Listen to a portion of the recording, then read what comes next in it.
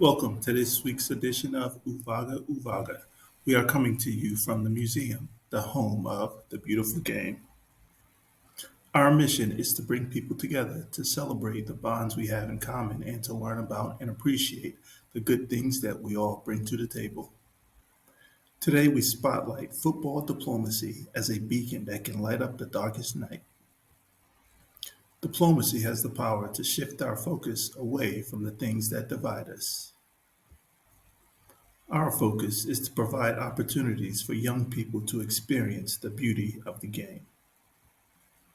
We want future footballers from the Dominican Republic and Haiti to be able to attend a high level camp on Hispaniola and celebrate their shared Caribbean culture as they take their game to the next level.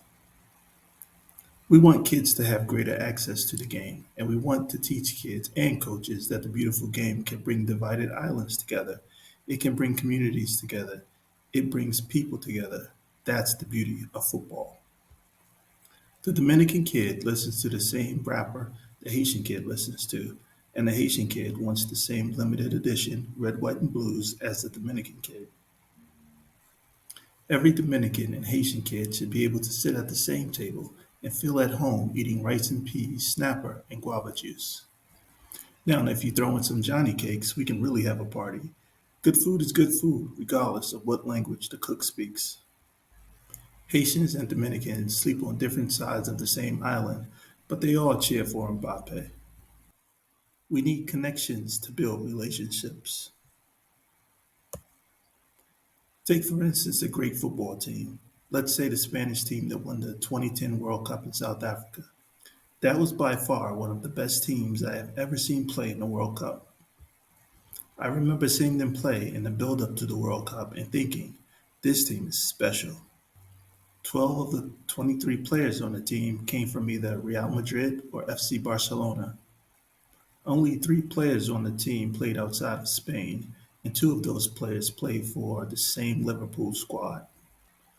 When all the members of a team speak the same language, have a shared culture, and have a deep understanding of the style of football being played because they play in the same system or they frequently play against it, it is easy to create a cohesive unit.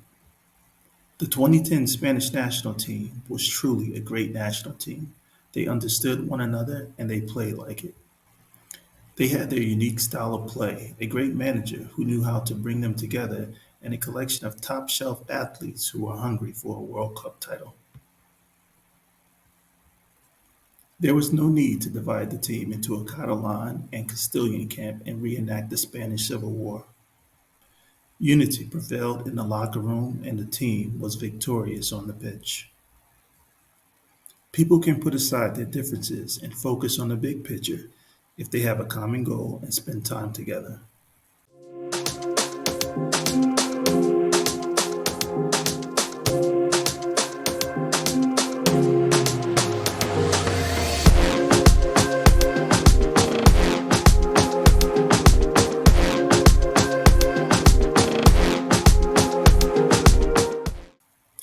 When a Chinese student is accosted on the streets of Charlottesville, Virginia, no one asks whether the kid's parents are from mainland China or Taiwan or Singapore for that matter.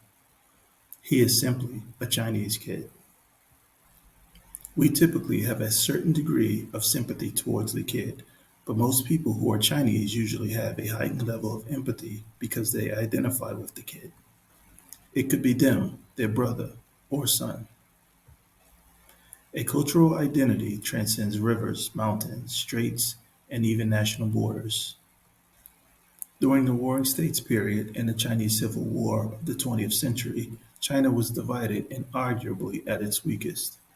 A unified front that celebrates common bonds and respects differences is what most Chinese people want. People want the opportunity to live in a land that gives them access to prosperity and the opportunity to live in a civil society. No one wants to live under the threat of war or the uncertainty of the demise of all that they have worked hard to build. Civilized battles take place on the soccer pitch, and then teams, fans, and coaches go out and celebrate the opportunity to play after the game. Football diplomacy says that although my mother and father were born on the opposite sides of an arbitrary border, we are still one family, united. Football diplomacy is not just about how we solve problems today, it is also proactive. Football diplomacy helps us prevent problems in the future. Football diplomacy is the USA U17 squad doing a whirlwind Asia tour while playing games at American school at each stop. Diplomacy starts with teenagers playing against one another in Indonesia, then making their way to Singapore. Then they fly up to Japan and back down to Korea, where they take on a unified Korean all-star team composed of 12 players from North Korea and 12 players from South Korea. But we do not stop there. We go further south and give future diplomats a chance to play against a unified Chinese squad featuring 12 of the best U17 players from mainland China playing alongside 12 of the best players from Chinese Taipei. Now, that is football diplomacy at its best. This is how we break down barriers, build bridges, and solve problems.